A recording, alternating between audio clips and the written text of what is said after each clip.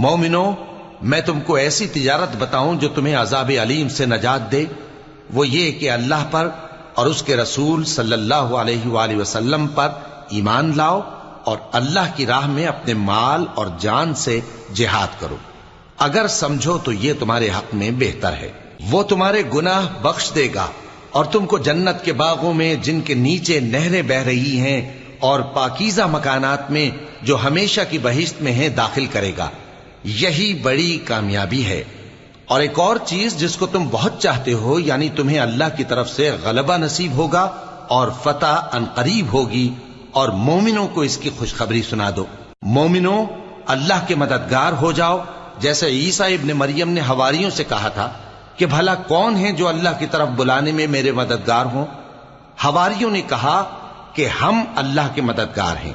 سو بنی اسرائیل میں سے ایک گروہ تو ایمان لے آیا،